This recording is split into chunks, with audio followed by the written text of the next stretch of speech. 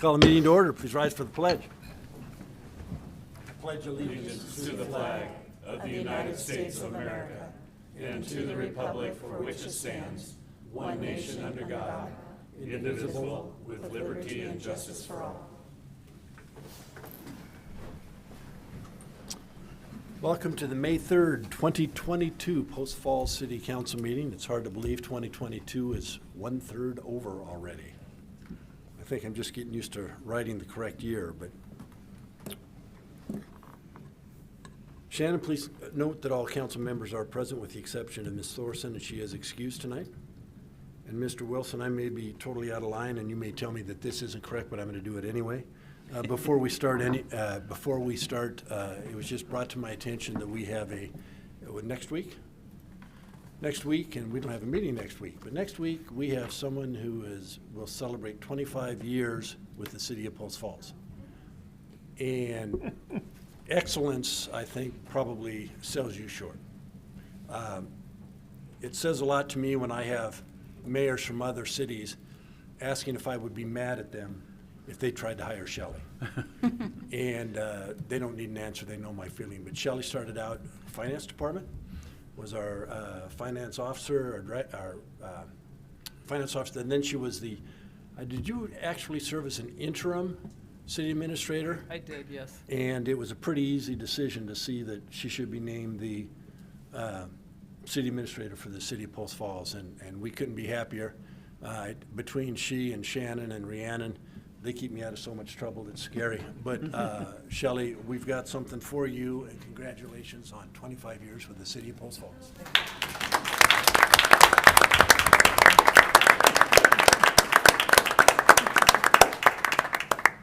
Teresa, thanks for reminding me.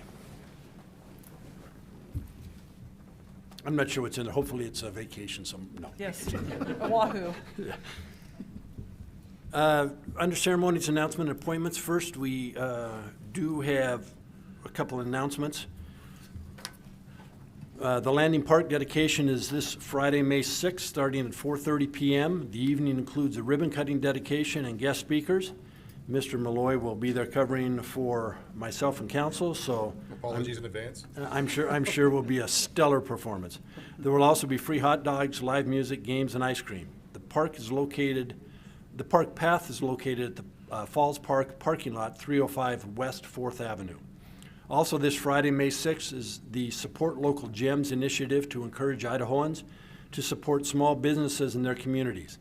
I encourage you to try a new local restaurant or shop your favorite local store and support local gems in Post Falls. Next item up is Camellan Park boat launch parking pass. Dave. Mayor, Council, you're probably going to love this one because this will probably be the quickest presentation I ever make. I like the fact that it's one slide. It's still going to be One half hour, slide, but it was hard to find that. So we're officially tonight kicking off the free parking pass for the city residents that was voted on by council last fall. And it did go out in the brochure that's hitting the mailboxes this week. We've actually had a couple calls on it. It's real simple, just as a reminder for the public. It's one per household. You get a free car parking pass, and that is good for the household. So unfortunately, the one downside on that is if it's a number of families living in one household, we can only assign it to one family. So they're going to have to do rock, paper, scissors. They'll have to come into our city offices, and it'll be done through our dash system to monitor it. So with that said, get ours hand delivered. get yours hand delivered. No, we don't have to report this as graph or anything, do we? No, Okay. no, you can, it's free, remember, you guys took care of that. Jason will be putting that on your W-2. Okay.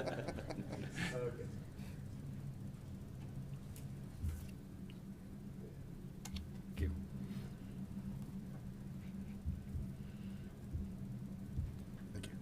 So on the back is a scan, so we're able to track some of this stuff and monitor how successful they did. Double check to make sure that I can actually read and see the right Thank ones. you. Thank you, sir. Yes, thank you very much. Appreciate it. And I should clarify my earlier comment about Mr. Wilson needing to correct me. It's not that he would be opposed to us recognizing you, but it wasn't on the agenda. So I just wanted to make sure you knew where I was coming from. Want to make sure I do things legal. Next up tonight is Regional Housing and Growth Issues Partnership, Housing Availability and Affordability, and it's Maggie Lyons and Gina Gilliam presenting. Maggie. Great. Thanks for having us. Let me call this up.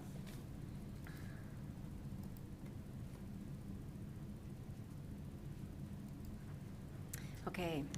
So I understand that you are familiar with this presentation already?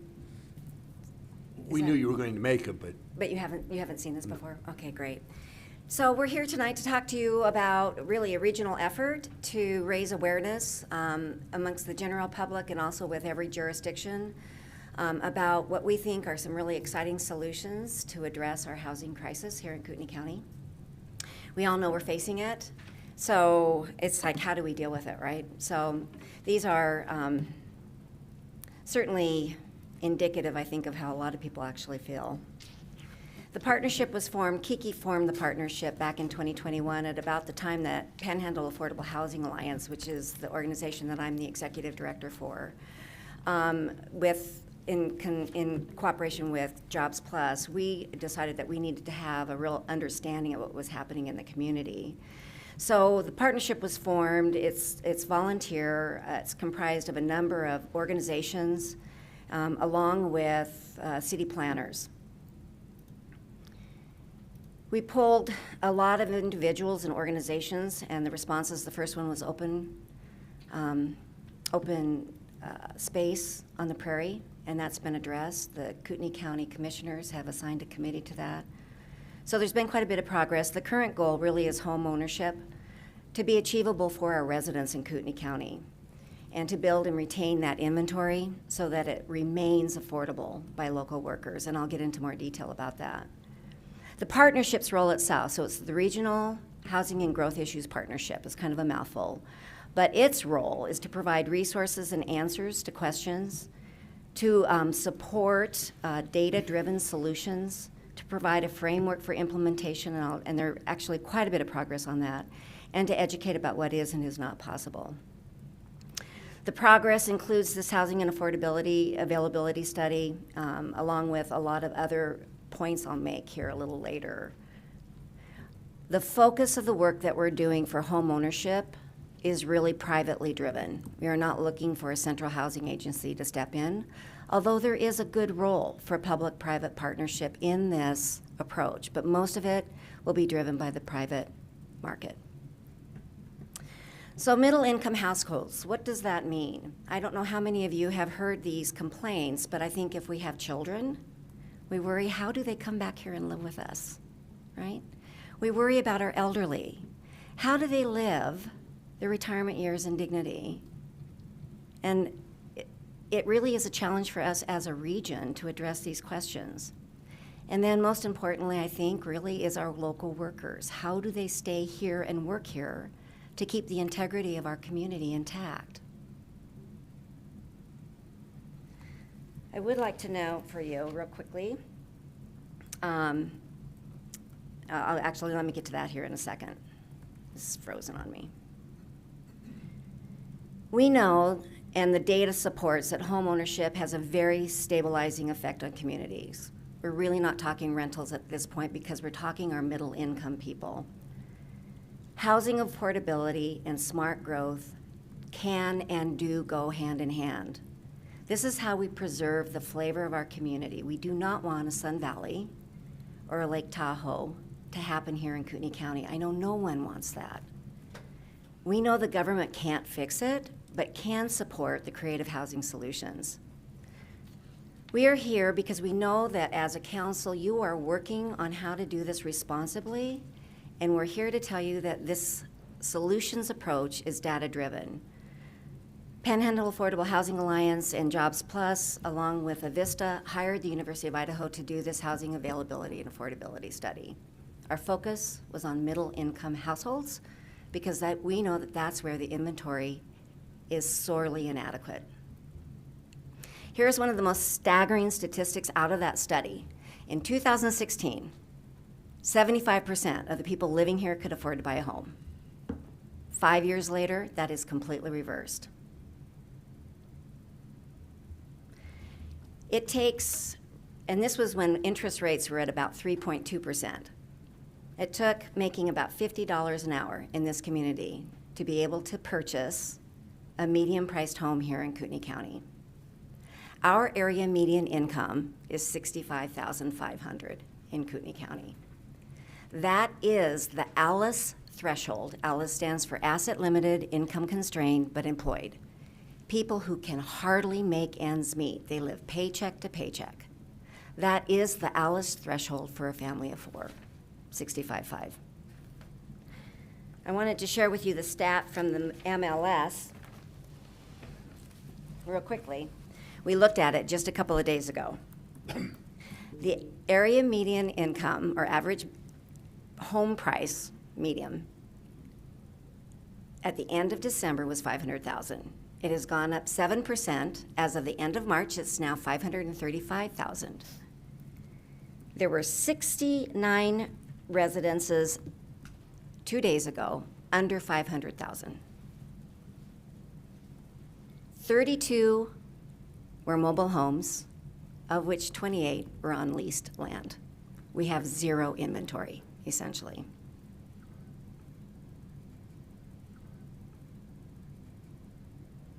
We started out in a deficit, the whole country did. Following the 2008 recession, construction really stopped. So it's not just the tsunami result of COVID and relocation here that has generated the high demand and low inventory. It really has been a result of not keeping pace with the inventory that we should have. The study was very, very clear that we cannot control demand, but we can control the solution side to make sure specifically that they meet the need. I want to share with you So Panhandle Affordable Housing Alliance does both extremely low, which are going to be rentals, and then also our mission is home ownership for middle income people. We are going to launch a project here in Post Falls for our extremely low. And one of the creative ways that we were able to deal with this for the land is we went to the landowner and we said, we can't pencil this project if we pay you market, but will you let us buy it at cost? And because I'm a nonprofit, we can take a delta for the difference on the tax return. And so that's how we were able to afford the land and make this project pencil. So this is one example of some creative solutions right here. I think that we have a number of landowners and developers in the community who are interested in this.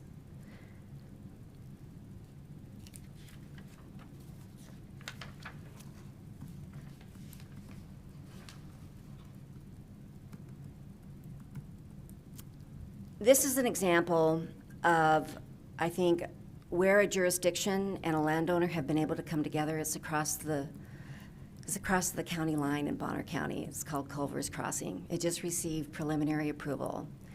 This landowner, I grew up with her. I went to high school with her in Sandpoint. She's passionate about worker housing. So she went to the city and she said, in this, I will guarantee and carve out houses that are going to range between $200,000 and $350,000. And we will put in the protections to make sure that those homes are available and that they stay available. So it's pretty exciting. I think it's a beautiful unit development. It was done through a PUD. And I'll get into a little more detail here, but now I want to introduce Ginny. So she's going to talk about the regional aspects of all of this for us. Sorry.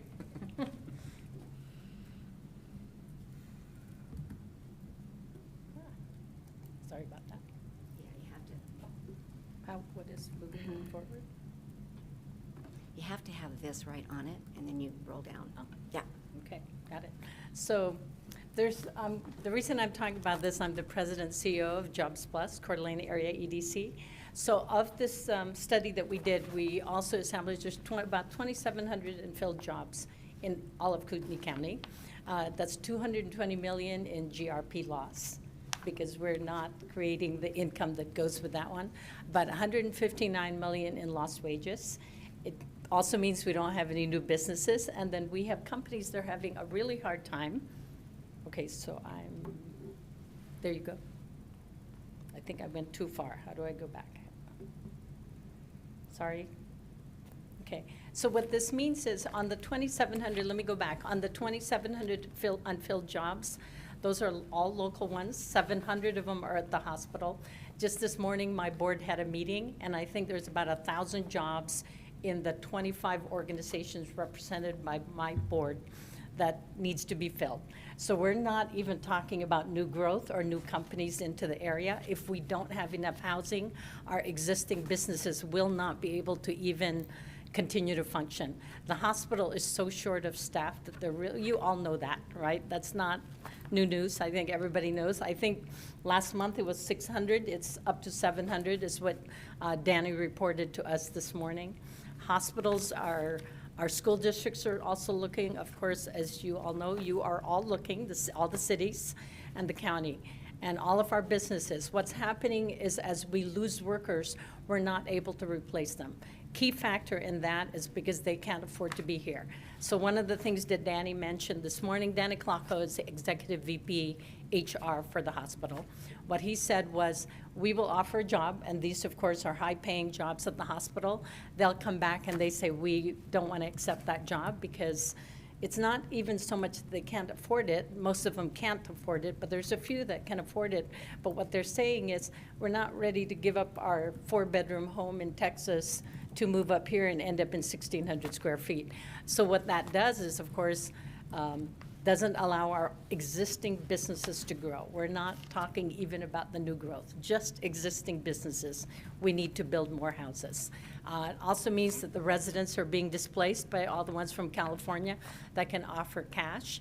Unaffordable for our kids, friends, and the generation below that. And of course, it decreases the quality of life because we are not able to fill the positions in service workers, public health and safety, for our nurses, for our medical assistants, for our teachers. So it makes it a little bit more difficult for us to have a good quality of life for the area. Lots of economic impacts that I mentioned. I keep operating this thing incorrectly. Sorry about that. So there's no way that we're going to return to historic values. We're expecting some corrections in the market, but even this morning, Duffy from Windermere, as well as TAG, Jacqueline, and Chris Meyer said it won't be that big a correction, and I think the demand in our area will continue to be high. So it's really critical that we build these worker, affordable homes in the area. We're building this partnership, of course, that Maggie already talked about, and this is not a one-year solution. There are some short-term things that Maggie will talk about, but this is a multiple-year issue that we have. I just want to point out that this is happening nationwide, and personally, as the president of Jobs Plus, I'd much rather be dealing with these kinds of problems than having too many homes in our area. Maggie?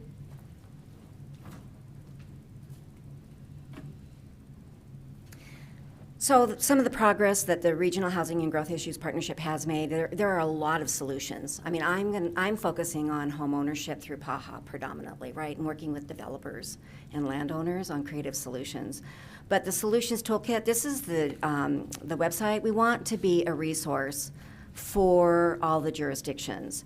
One of the really exciting programs, this home sharing program, it's a national program, is coming to town, and it'll be launched in July.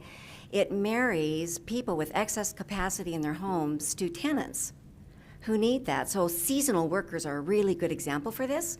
And so it's a national program that's just going to be replicated here. So this shows you kind of all the different things that we're working on here. A lot of subcommittees have already formed. This is all brand new, really hot off the press. It's forming quickly. And then there is a weekly update that people can access. Transparency is very important to this group. And so everything is, all the meetings are recorded and posted. And then weekly updates are put here so that the citizens, as well as our jurisdictions, can stay abreast of what is happening. Our call to citizens, I'm going to go back to this, is to say, please get involved in these committees, right? Especially our people who are so concerned about growth. We understand that. Their concerns are legitimate.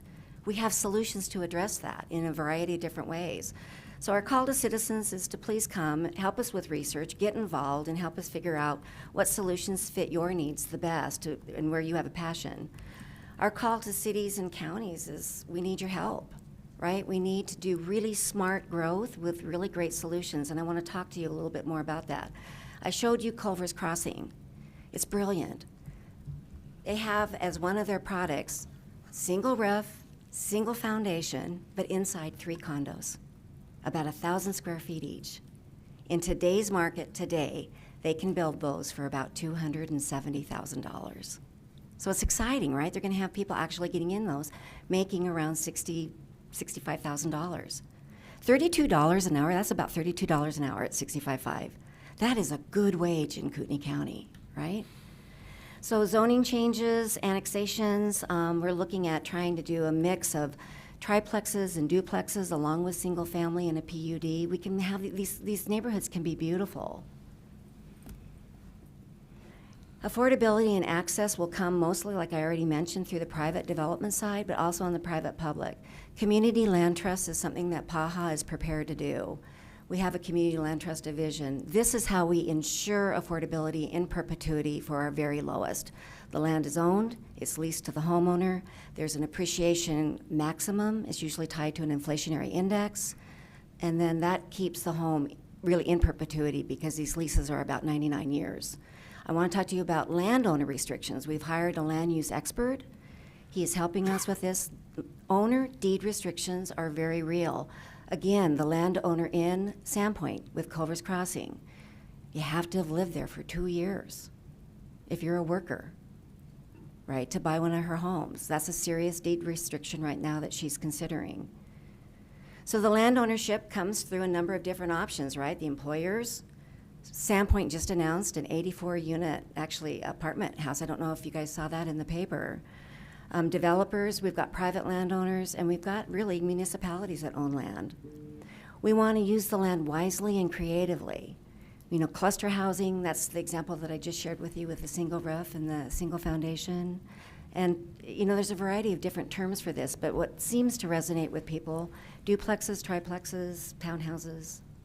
Here are just a couple of examples. We've put together templates for landowners to pick and choose what those deed restrictions look like that they value and how they want to protect and make sure that when somebody comes in, they buy it and it stays affordable over a period of time. Deed restrictions in terms of keeping it affordable by private landowners will usually sunset around 10 years, okay? Residency requirements, income asset limit requirements. It has to be primary residence. It prevents people from swooping in and buying investment properties, which we saw happen a ton the last 2 years, right? And then a maximizing the resale price. So we think the dedicated housing reserved in cooperation with our jurisdictions can really make an impact. And in return for that, when we're talking with developers, being able to go to you, City of Post Falls, and say, you know what? I will carve out, as the developer, I will carve out X number of units, not just for worker housing, but for first right of refusal for your public works people, for your city employees, so that you guys have advantage over that as a city, right? So that's really where we are, and we wanted to plant these seeds and just share with you our ideas, and hopefully you have questions. I don't know if we've got time for questions or not. I think I've gone over my time. Just but- a short. Yeah. We have a short period of time. Yeah. I do have 2 questions. Number one, you talk about leased property and people being able to afford to buy a house, but it's on leased property. How do they finance that? Oh, man, really a lot of options through that. Fannie and Freddie have product They do have with product these, on leased with property? these community land trusts that Okay, work with the- beautifully. Okay, Yeah, good. Then how do you enforce? yes, So someone says you've got to live there 2 years, and they move in. Right. A year later, they move out. What's the yeah, enforcement no, tool? really good question. So the land trust is actually run by the land trust board of directors. It's comprised typically, I mean, they're all different, but the general role is 3 residents, 3 directors, and then 3 from the actual trust company itself. And they manage that and they review it. So when a house goes to sell, you have to provide, if you're the buyer, you have to provide your financials, and it's handled that way. For private landowners, typically they'll rely on an HOA. That becomes a little more problematic. When you gotta have an HOA, you gotta just have residents looking at somebody else's financials. So I think what PAHA will do is it will set up its own separate group to do those reviews to ensure that the landowner or the developer doesn't have to assign that responsibility to the HOA. Yeah, I guess my concern Yeah. is if someone moves in and there's a 2-year residency requirement, they decide to move out in a year, Yeah, what happens? right.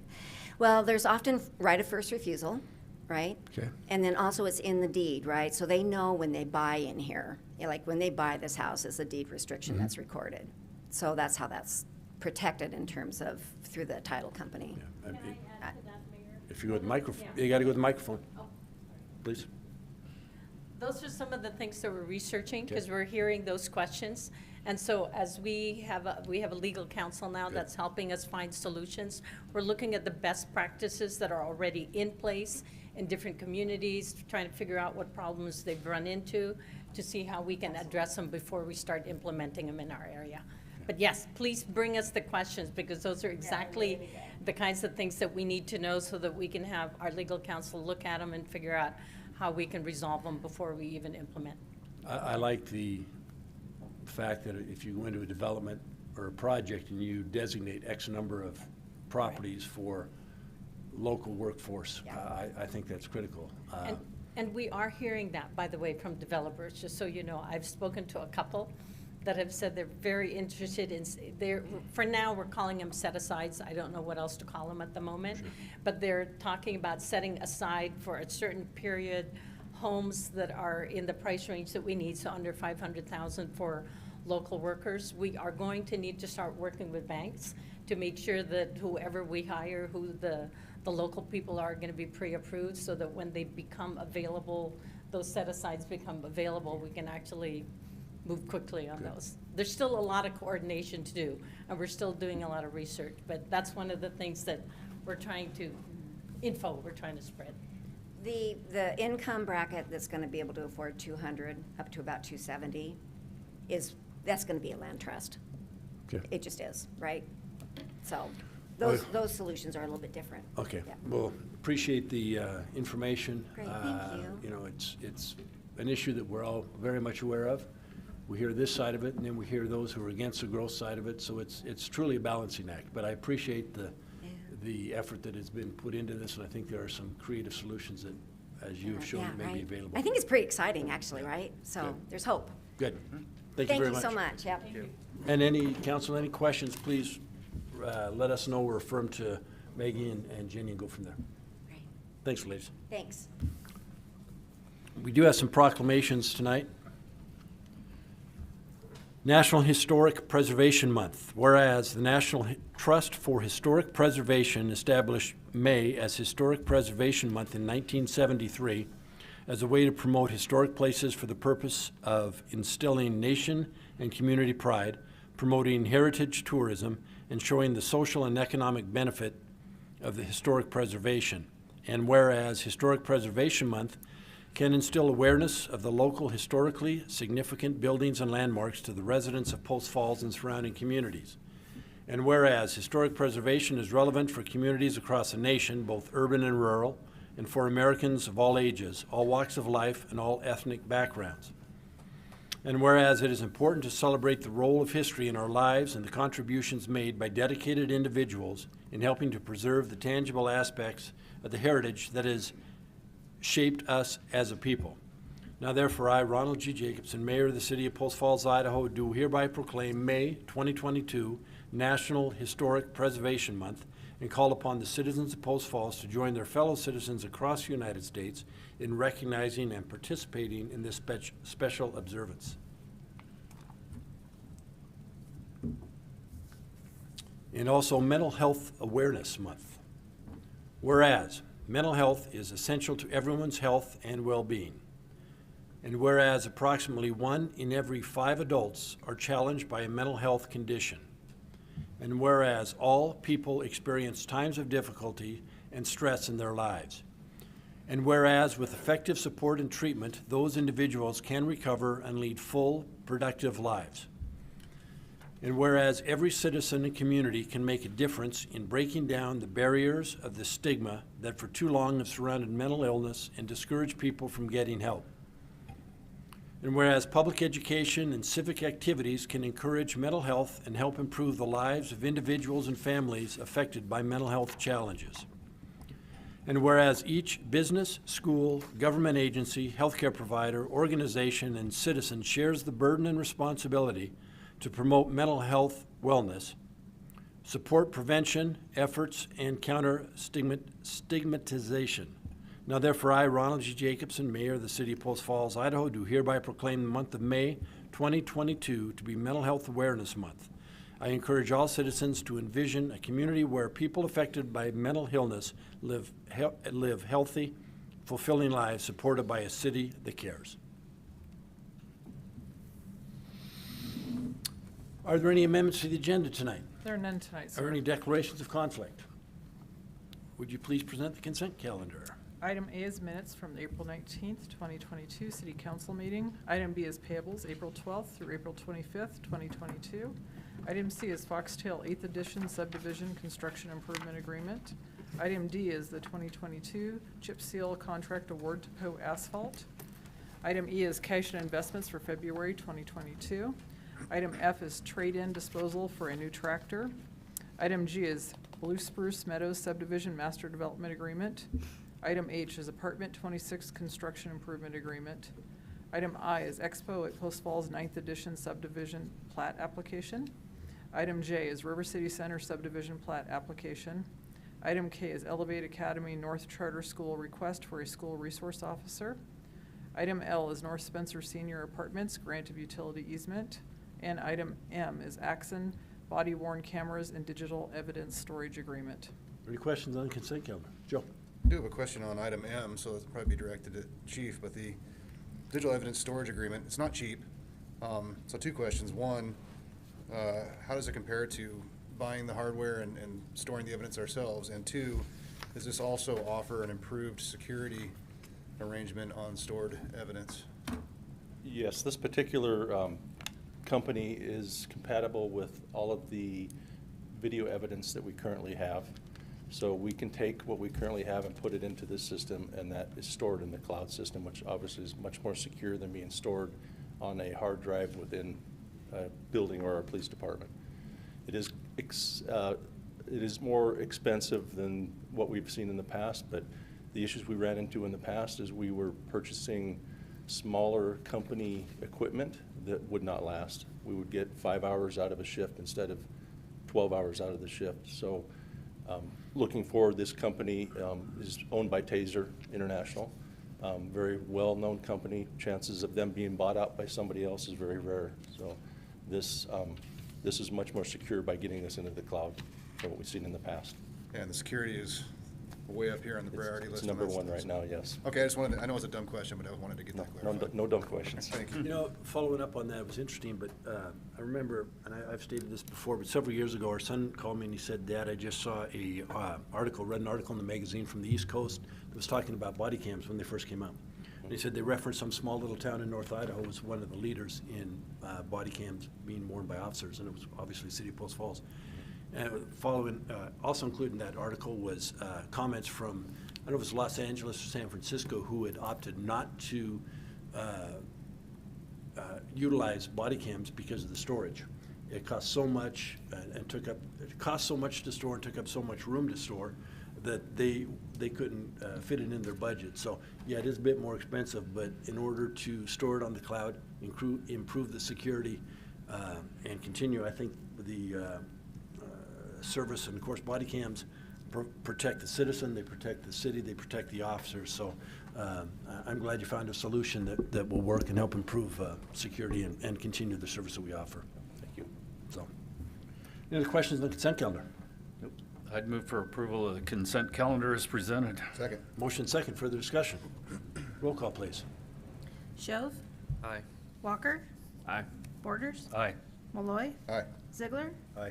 Motion passes. Thank you. Thanks, Chief. Public hearings tonight, we have none. Unfinished business returning ordinances and resolutions. We do have an ordinance, Title 18, Alternative Compliance. And that's just the ordinance itself. These are just for right? adoption tonight, so. So I would move to place the ordinance Title 18 Alternative Compliance TA-0003-2022 on its first and only reading by title only while under suspension of the rules. Second. Motion second. Further discussion? Roll call, please. Walker. Aye. Borders. Aye. Malloy. Aye. Ziegler. Aye. Shove. Aye. Motion passes. Mr. Wilson.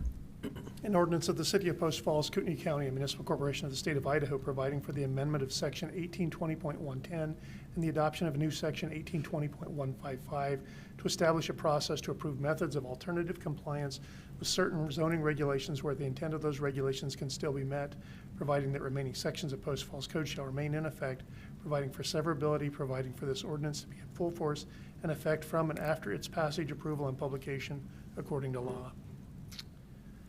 I would move to approve the ordinance Title 18 Alternative Compliance TA-0003-2022 and to direct the clerk to assign the appropriate number and that it be published by summary only. Second. Motion second. Discussion? Roll call, please. Borders. Aye.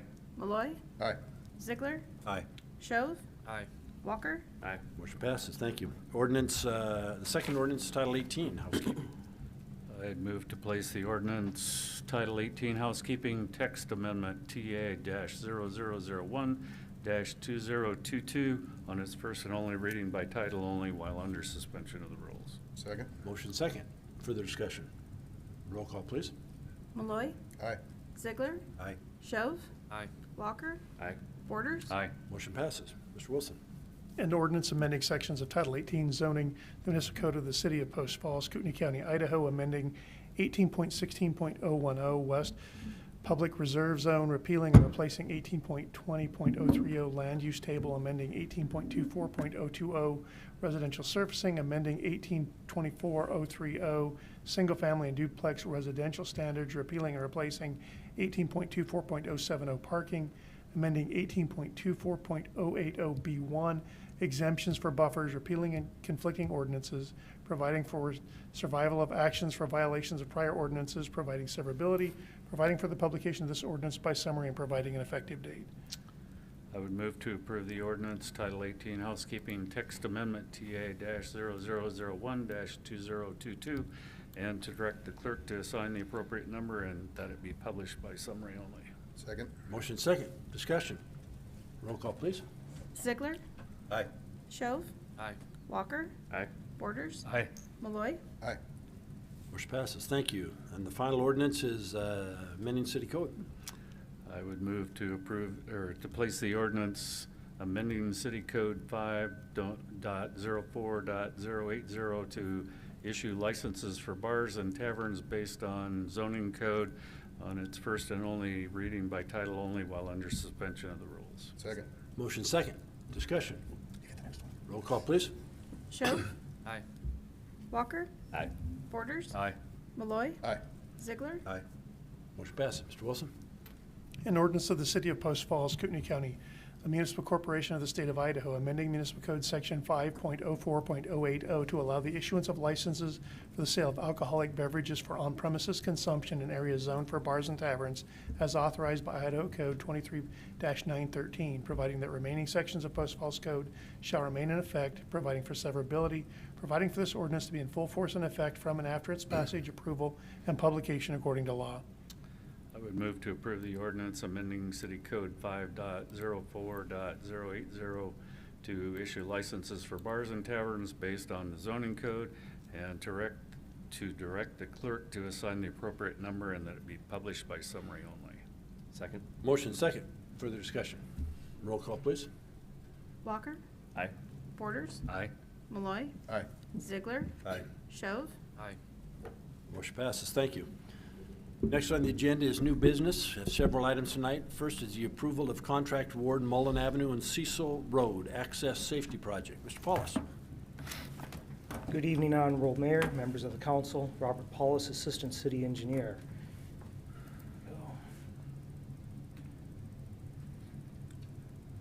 For Mullan Avenue and Cecil Road Access Safety Project. This project, just to remind you real quickly, puts in a modified curb to prohibit left turns at 3 more locations. Those would be the no left turn arrows highlighted with yellow, and then converts the existing access point at Walmart by the Burger King into a 3/4 turn movement. This location has historically been one of our top 10 collision locations and has also been a concern of our police department due to the number of collisions they respond to that involve injuries. Back in March, City Council approved for this project to go out for bid. Bids were opened on April 8th. The low bidder for the project was Tila Riviere Incorporated with a low bid of $170,062.20. That was significantly higher than the engineer's estimate, which was $125,000 and change. City staff does recommend that we should award this project and also include a 10% towards contingencies for staff to utilize to handle any change orders that may be with that project.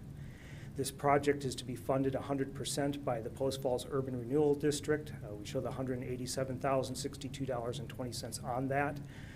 The Post Falls Urban Renewal District has been very helpful. One, back in March, we entered into an amendment to our agreement with them that allowed the dollars between this project and the proposed Poleline and Cecil Roundabout to be intermixed to better handle changes in costs that we were seeing. Estimated substantial completion for this project is on July 29th of this year. To give you a little bit more detail, numbers don't get better going to this slide, but they are a reflection of what we're seeing right now in the market. This project, over a year ago when we first started it, we were looking at a project cost of $110,000 for design, engineering, construction, and project management. The revised numbers using everything that we have here now, including the contingency, is $238,605.91, and you can see how that is divided up between design, construction, construction management, and contingency. There is no rights-of-way or easements in this project. With a minor clarification on that, there is the need for a temporary construction easement. That is being considered by Walmart. I've talked with their manager of that store. He's highly supportive of this project. If their corporate can't get that to us in time, all that temporary construction easement was to put some paint on their side of the driveway for an arrow and a stop bar, and we can work around that without any issues, and even the manager of that store doesn't see that as a big deal. So with that, staff's recommendation is to award this project to Tila Riviere for the bid price of $170,062.20 and to allow a 10% contingency for staff. I stand for any questions you might have. Questions of Rob? Thank you, Rob. I'd entertain a motion. I'd move to approve the contract award for the Mullan Avenue and Cecil Road Access Safety Project to La Riviere as presented. Second. Motion second. Further discussion. Roll call, please. Borders. Aye. Malloy. Aye. Ziegler. Aye. Shove. Aye. Walker. Aye. Motion passes. Thank you. Next up is the Poleline Avenue and Cecil Road Roundabout, acquisition right-of-way easements. Once again, good evening, Mr. Mayor and members of the council. This, along with the 2 agenda items after it, are all on the Poleline and Cecil Roundabout. We've laid it out to hopefully get us to the point to best manage adoption of this, and in case you don't want to award the roundabout, or if you do, that it's the easiest for us to separate these clauses. Poleline Avenue and Cecil Roundabout.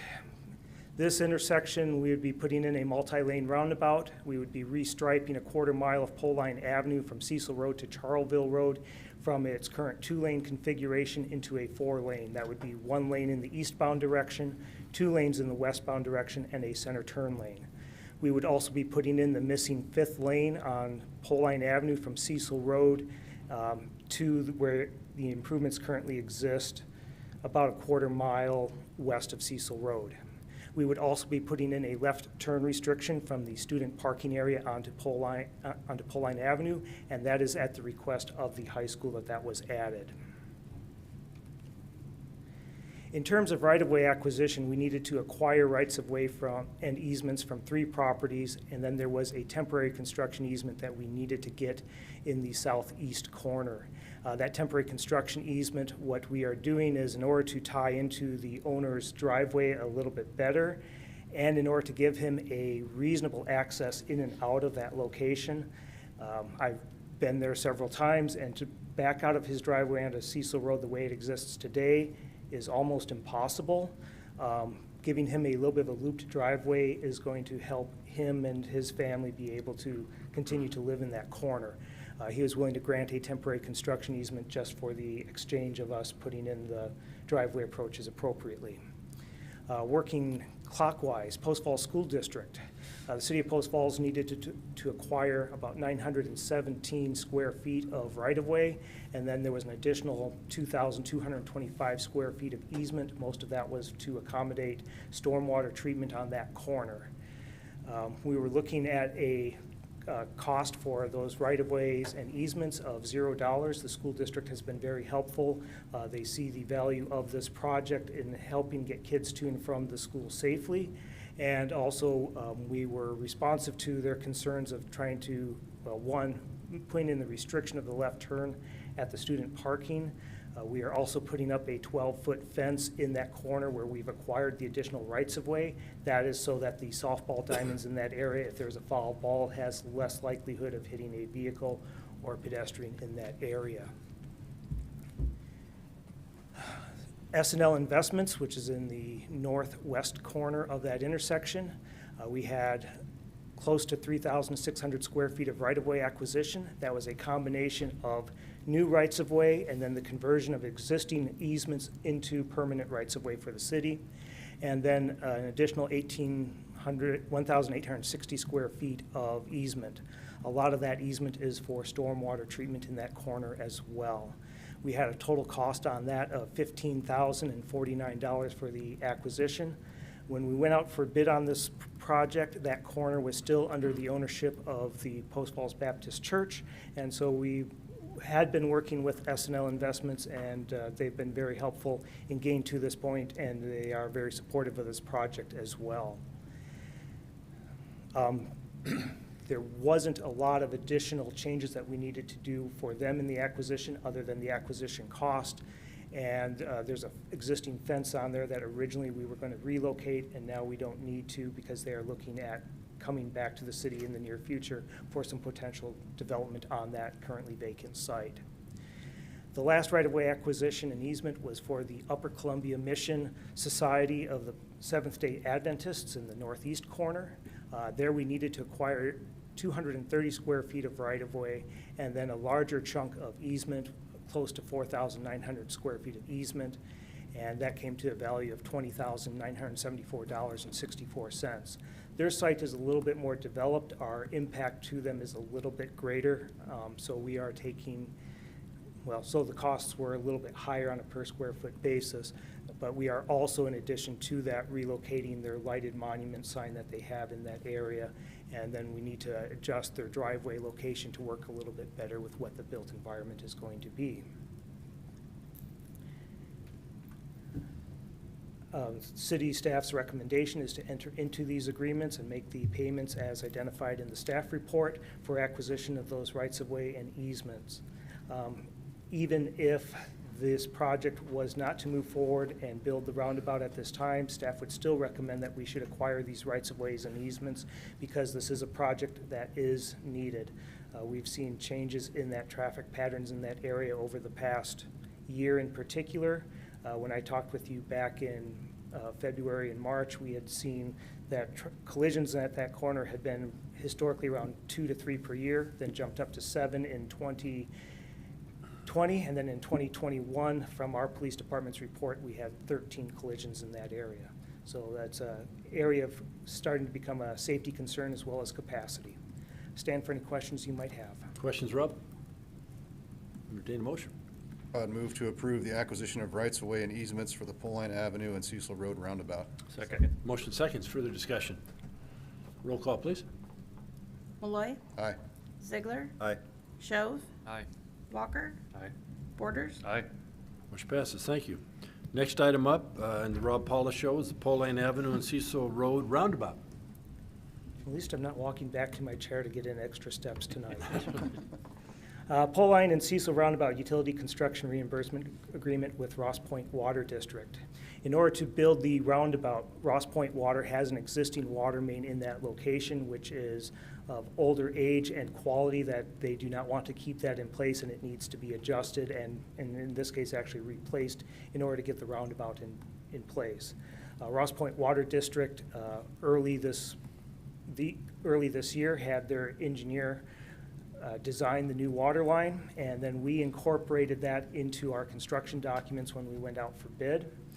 And if the project is constructed, Ross Point Water will handle the project inspection on that water line and project certification of that water line as well. What we're looking for is to enter into an agreement with Ross Point Water where they agree to reimburse the city for the cost of installing the water line, which is $197,355. That says estimated because the actual quantity may change a little bit in the field, and the agreement says they are responsible for paying us the actual amount of what it is that's put into the ground. A little note about material availability. The costs for this project have been good, but like other municipalities around the area and other projects, some material availability issues have risen. Was it late last week, or actually early last week, we were informed that some parts that were needed to build the water line were on back order and would not be available till late July. That would be very detrimental to this project because we're trying to work with a very tight construction window, start construction as soon as school is done, and have it done by August 29th so that it's ready for when school starts up. There's been some very diligent efforts. One by the contractor, Tilo Riviere, went and they were able to scavenge some parts from other jobs that they're doing where the parts were not needed as quickly. And then Ross Point Water was able to find the parts they needed. They had a number of them already on their shelves as spares, and they have some of the other parts on hold through other vendors. Our city staff also went through our parts just in case so that we could see about helping this out, and I really appreciate our water department for doing that. I did talk with Ross Point Water yesterday and today and received an email as well where they confirmed in writing that yes, they do have those necessary parts either on their shelves or that they have contracts where those parts are on hold and that Tilo Riviere would be able to use them for this project. The city staff recommendation is to approve this agreement, and I stand for any questions you may have. Questions on this reimbursement agreement? Good move. I would move to approve the utility construction reimbursement agreement with Ross Point Water District for the Poleline Avenue and Cecil Road Roundabout. Second. Motion second. Further discussion? Shannon, please take the roll. Ziegler, Aye.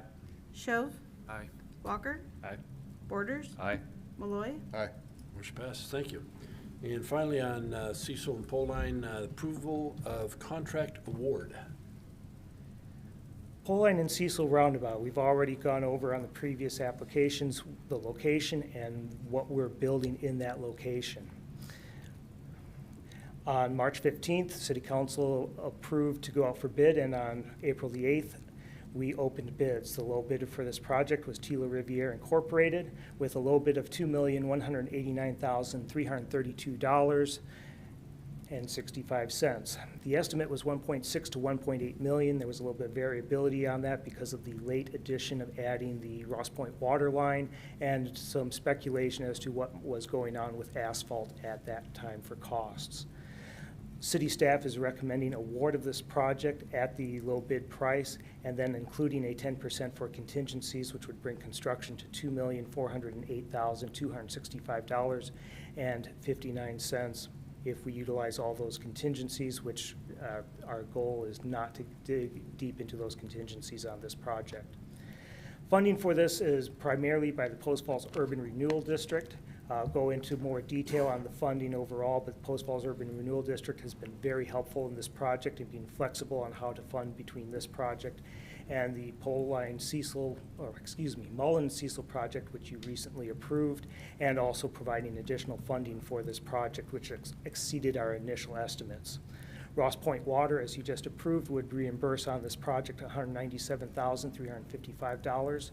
We have $25,916.50, which was cashed out by the Knapp subdivision back in 2005 era. And then the rest of the monies would be from the street impact fee accounts, $457,463.18. As previously mentioned to you in other staff reports, the construction schedule for this project is to start June 13th, the Monday after school is done, and to be to substantial completion. My apologies, there's an error on this. August 29th is the substantial completion date, not August 24th. Poleline and Cecil, going in a little bit deeper into the numbers on this project. The original funding of this project was to be $1.3 million from Urban Renewal Agency, and then there was going to be other city dollars involved in the sections which were outside of the Urban Renewal District's boundary. The revised number for the cost within the Urban Renewal District is $1,931,576.47. You can see how that money is distributed between design, construction, rights-of-way and easements, construction management, and then the contingency. A couple of main items to point out in this area. One, rights-of-way, there is no cost or no participation from the Urban Renewal Agency. Our agreement with them said that they would not cover the costs of easements or rights-of-way. And then under the contingency, we put the contingency amount of $218,933 under the city's responsibility. Additional reason why we don't want to dig into that quite as much, but we also want to acknowledge that the Post Falls Urban Renewal at their last meeting agreed to provide an additional $760,182.38 to be utilized between this project and the Mullan and Cecil project. So they have really stepped forward and helped make this project a reality if you should decide to award it. You can see where that $1,931,576.47 would be Post Falls Urban Renewal, the Ross Point Water District amount again, and then the city's total contribution or participation at $579,415.18. Total project cost, a little over $2.7 million, or a little more than double what the original amount was. If you go back to the Mullan and Cecil, it's the same thing, a little more than doubling from over a year ago. City staff's recommendation would be to award this project with the 10% contingency. I stand for any questions. I think when you're talking about the increase in costs, we've seen it in everything. I don't think that surprises us. It's unfortunate when you look at a project like this because the numbers get big. Yes. But I don't think the increase in costs really surprised anybody. So any questions of Rob? Entertain a motion. I'd move to approve the contract award to La Riviere, Inc. For the Poleline Avenue and Cecil Road Roundabout. Second. Motion second. Further discussion? Roll call, please. Schoaf, Aye. Walker, Aye. Borders, Aye. Malloy, Aye. Ziegler. Aye. Motion passes. Two things. Rob, thank you. After this first came to us several months ago, or a couple months ago, I guess, I received a voicemail from a resident who was very concerned about the traffic in that area. And it was really nice to be able to say, you know, we actually talked about this last night.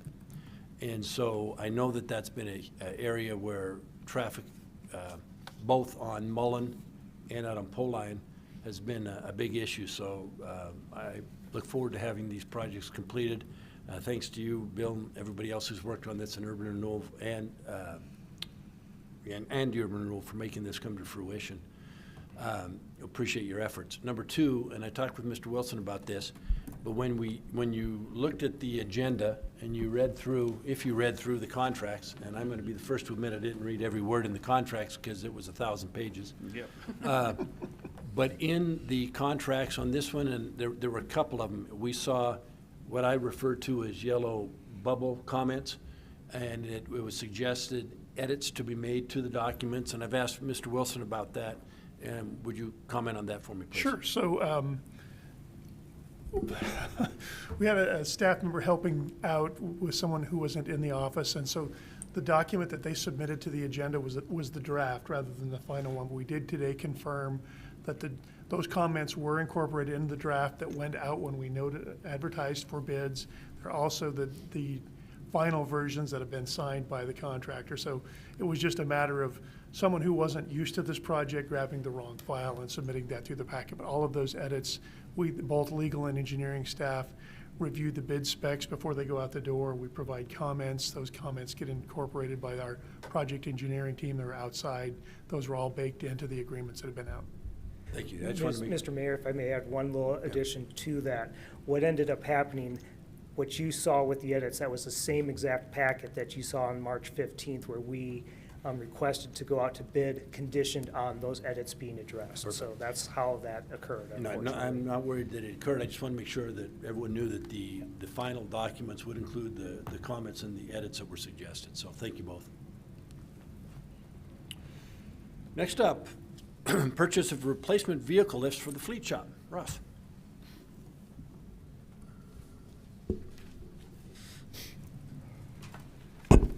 Oh, good evening,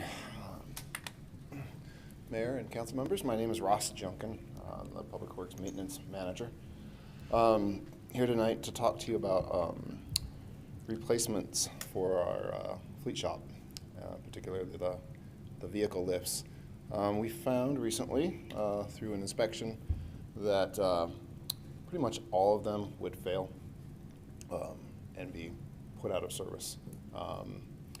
So a number of the issues that we're running into are the safety mechanisms on them not catching. They're worn. The dogs on them are worn to the point where some of them are not catching. There's severe rust, particularly on our 4-post, which is our heavy lift for the larger trucks. That same 4-post lift does not lift in unison. It kind of goes up funny. It's a challenge and a safety concern for us as well. The other part of this equation is that the existing shop floor is it's only 4 inches thick in concrete. The inspector pointed out that that's inadequate. There's severe cracking in the main fleet shop.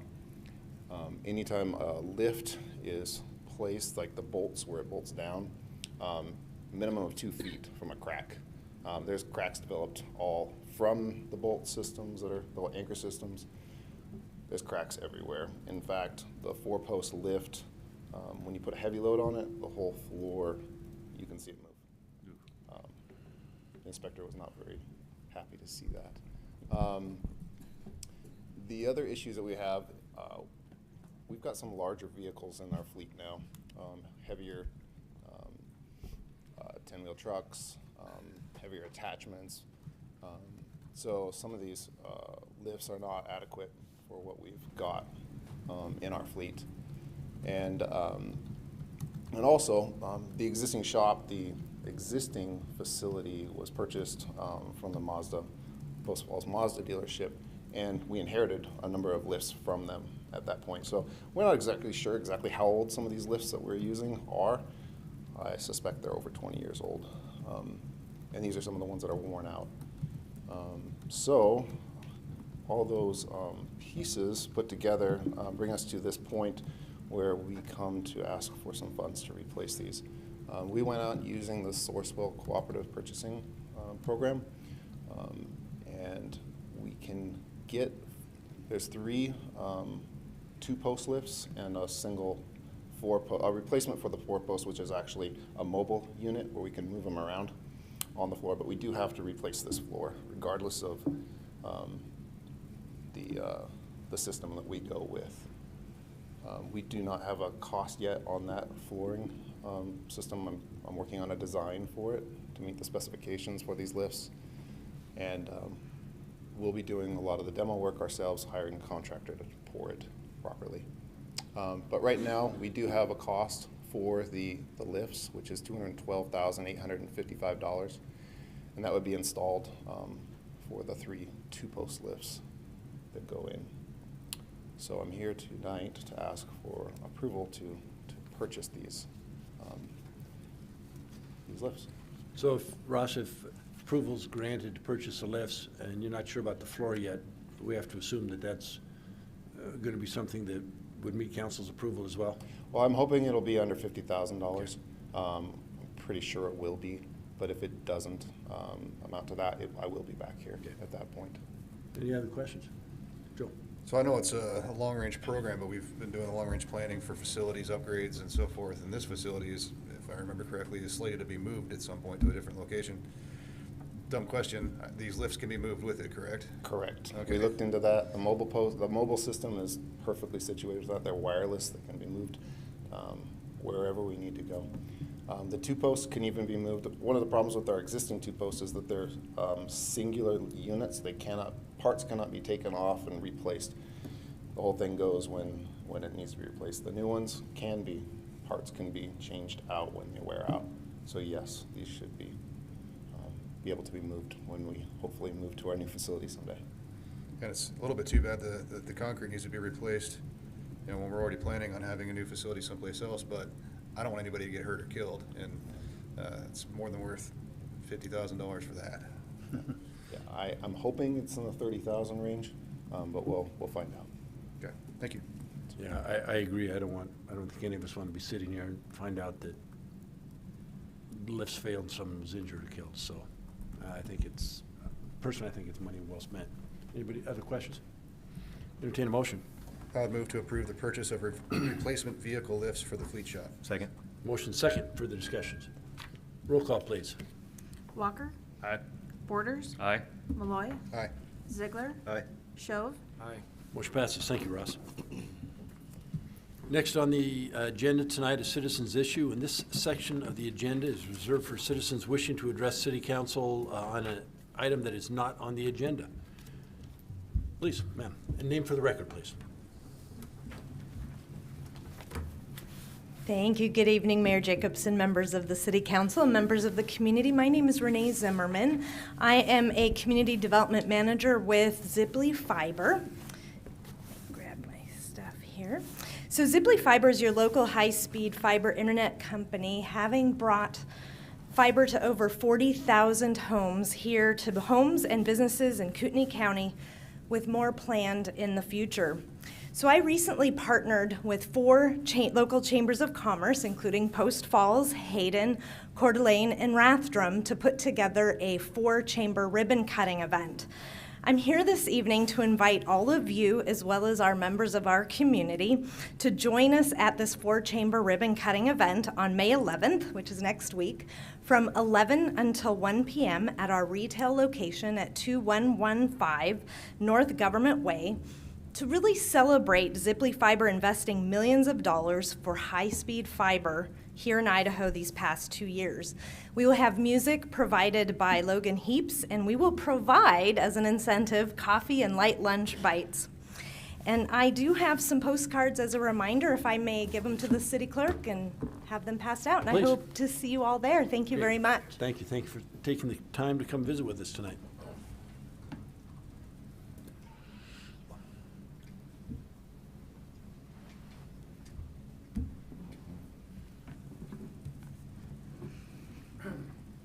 Bob Flowers. Good evening, Mr. Mayor, Council.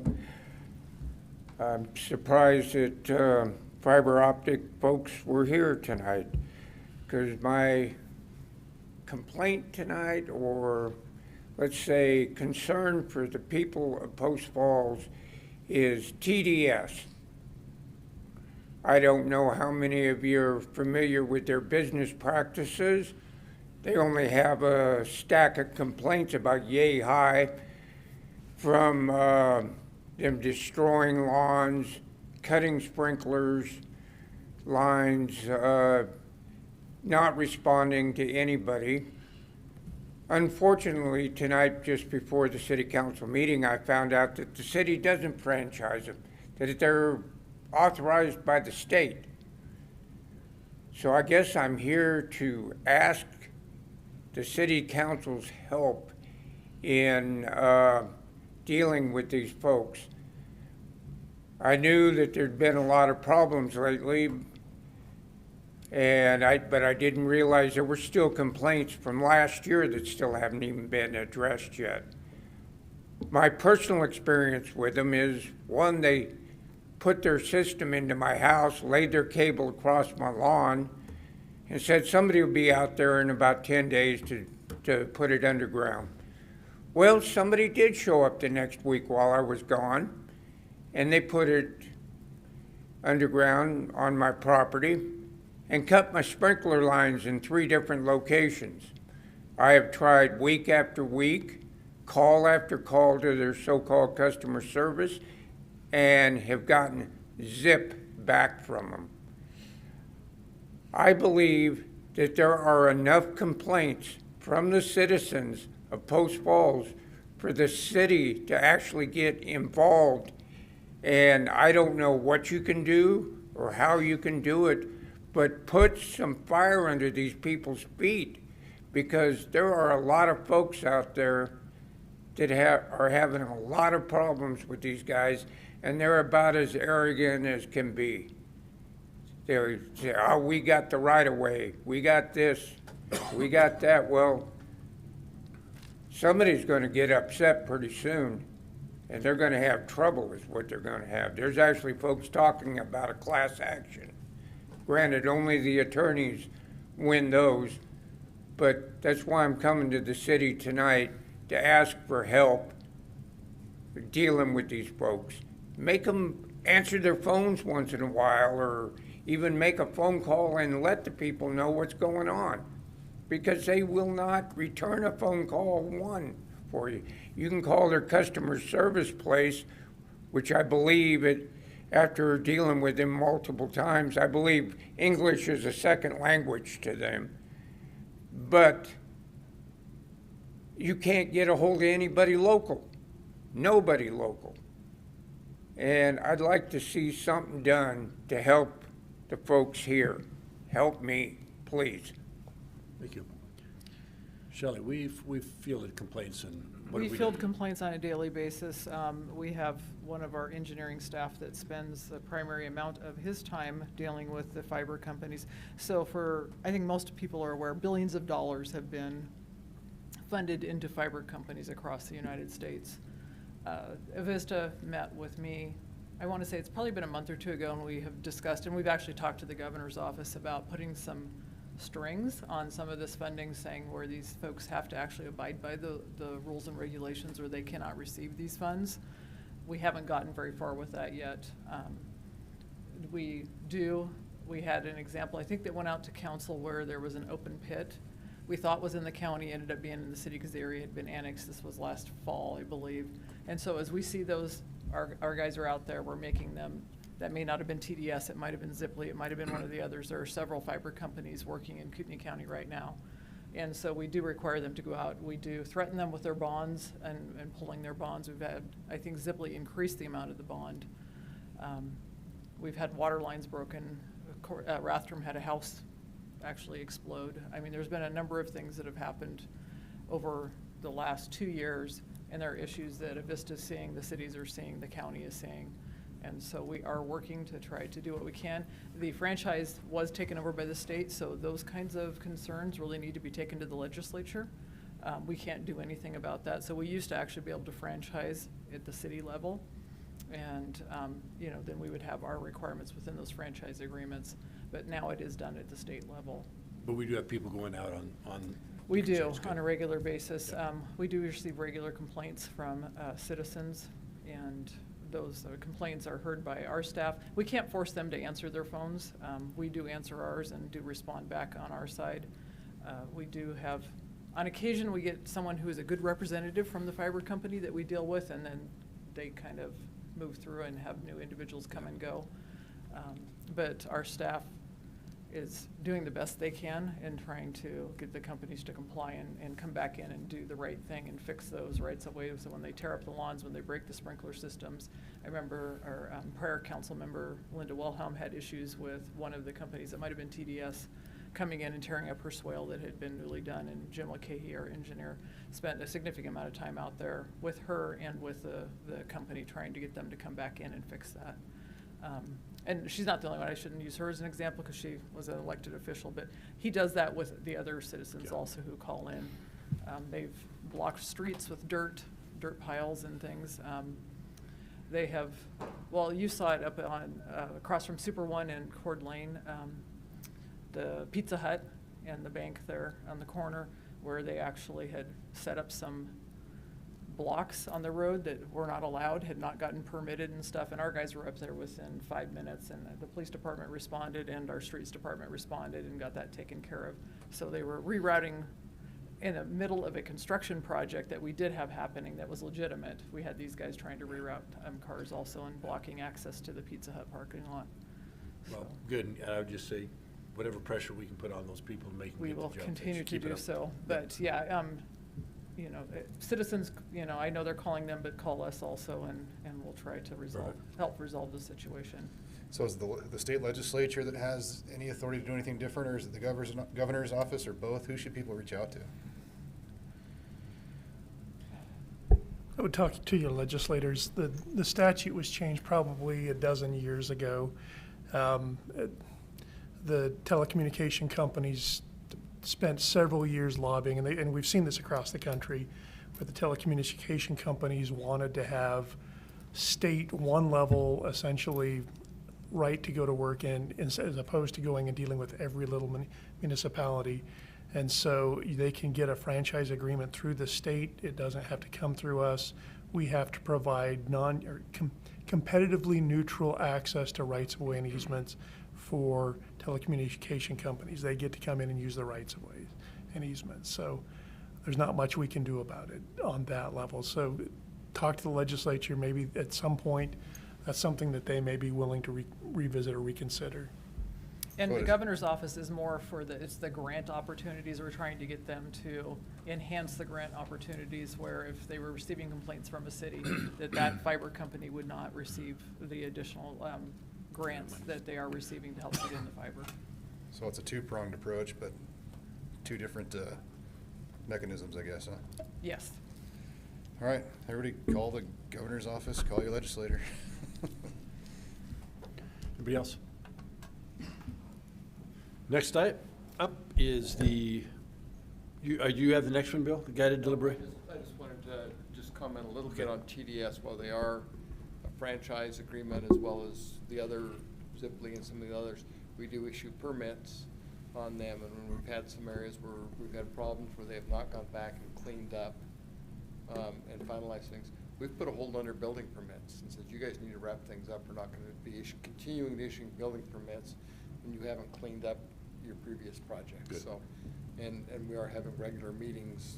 One of our staff engineers has a regular meeting with those guys out in the field, sometimes in the office, just to make sure we're covered on things. So just kind of wanted to expand a little bit on how we're kind of managing and dealing with those guys. Good. Sounds Sounds good. Thank you. Is that something you can ratchet down a bit more until they have some movement on taking care of some of the issues that are Yeah, months old? we continue, like I say, we meet with them regularly.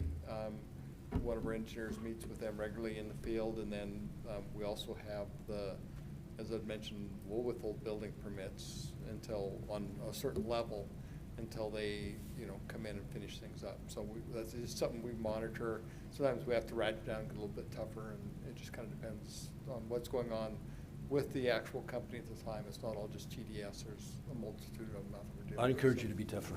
Thank you. Good, thank you. Ma'am, do you have public comment? Name for the record, please. Good evening. I'm Sherry Schofield, and I'm a local resident. And I was here in, I think it was February, it was either January or February, when you guys spoke about the roundabouts and the repairs on Spokane Street. And so I was really interested to see, because I just spoke with Bill just a couple minutes ago, and I was really interested to see that you're purchasing easements and stuff for corners and to put these roundabouts in. And I think I was really distressed to find out that the discussion by whoever does it is going to put 3 lights within 4 blocks on Spokane Street and the downtown that we're trying to develop and do something beautiful with. I mean, let's make it like Coeur d'Alene. Let's do good. Bill was saying we have city parks, but city parks have nothing to do with downtown. And so I just think it would be a huge mistake for traffic to have 3 lights within 4 blocks. And so I spoke with him again, and he said that we don't own corners. I said, what about trimming the corners and making a little more room? But I see that we purchase easements. And so I think we should really consider all the options for Spokane Street to do much better than 3 lights within a little I mean, these aren't even long blocks. It's 4 very short blocks. So I hope you guys will put the heat on that and maybe, you know, get us a little bit better arrangement down there. Thank you. Thank you. Appreciate it. Can I ask a question on that probably for Rob? So understanding the lights that are going on Spokane Street and SLT for that entire improvement, they talk to each other, basically, right? So those 3 lights and the other lights around know what traffic is backed up at the lights before it, and they time themselves accordingly. Is that correct? That's pretty much correct, yes. It's running something that's called adaptive technology, where the cameras keep track of the traffic volumes and they make minor tweaks on their own to the timing to get through the corridor. We do have some priorities along Spokane Street where our highest priority is to make sure we aren't backing traffic up onto the main line of I-90. That's a safety concern, and that was part of our agreement with ITD. So we're pushing as much capacity as we can through that area. But with the technology, our thought process is as we continue to move to the south on Spokane Street, or even as we move to the north, we would try to continue the fiber optic communications so that that entire corridor could continue to talk to each other and be able to move as efficiently as the technology would allow. Thank you. You're welcome. And it's a good concept if it works, but When it doesn't work, it's terrible. computers are human too, and they do make mistakes. I've talked to Rob 3 or 4 times about lights, and I would I'm happy to say this one wasn't a city Post Falls, it was Highway District, I think, where I've waited through 4 or 5 change of lights, and finally, chief have to run a red light and call Rob and tell him to go get it fixed. So if the technology works, it's great, and hopefully it will, especially with the adaptive. Thanks, Rob. Next item up, administrative staff reports, guided deliberations. So I wanted to give you a heads up. We have a couple of public hearings scheduled for the next meeting. It's been a while since we've had one. We want to roll out with you a change in how we're handling our deliberations. We've been doing this at the Planning Commission since the first of the year, so we've got about 4 months under our belt. As you'll recall from I think we've had 1 or 2 hearings since the new council joined us. So you've had a little time to get sort of your feet wet, see how these hearings work out. The process has been in the past, we would get to the end of the hearing, gavel the hearing closed, and essentially council was given a chance to essentially discuss whether or not, how you wanted to act, how you wanted to proceed, focusing in on the approval criteria. What we've started doing at the Planning Commission level, rather than just deliberating everything all at once, is breaking out and walking through the approval criteria sort of step by step. So if there's 5 criteria, there's essentially, staff puts up the first criteria, so say it's a subdivision. The first subdivision approval criteria is there adequate water supply? And so the question is, council, based on the evidence that you've heard tonight, what do you think? Is there sufficient water supply to meet the approval criteria? You talk about that one. Obviously, some of these you don't need to do a whole lot of talking about. I mean, water is a perfect example. If we have a will serve letter in the packet, that's pretty much going to answer it for you. And each of you don't need to say that, by the way. If one person says it, we're good to go. And so the thought is we're going to try this. We'll roll it out at the next hearing. We'll have staff members who will put up each criteria for you, and you'll be asked, so what do you think, council? What is the information in the record that we've received that either shows that this criteria has been met or shows that it hasn't been met? And we'll work our way through it and see how it goes. So probably 2 meetings ago, I would guess at this point, you probably came in and remember seeing on the dais up there a little manual, a sort of hearing manual. We put those together to help with those discussions you should have in that manual. It has all of our hearing procedures. It has the approval criteria for each of the items. It would be helpful to bring those back with you at the hearing. If you would like a second one so you can keep one at home and have one here, let me know. We've got the machinery to sort of crank those out and make those here in our office. So just let me know. Happy to answer any questions. I've got a PowerPoint, but I thought I'd beat Dave and not have any slides. Any questions at this point for Warren? See none? Good. Appreciate it. Next item on the agenda is mayor and council comments. And I'm just going to comment, and in the past I've asked students going to school, and actually people just walking, As you see more and more of the rapid flashing beacons and crosswalks, I've seen a lot of kids that want to cross the street without pushing the button. Maybe it's not cool. I'm old, it's cool. But we were out walking early, I think it was yesterday morning, or this morning, and we crossed one of the beacons, we pushed the button, and it was amazing. Traffic will stop. And it's good.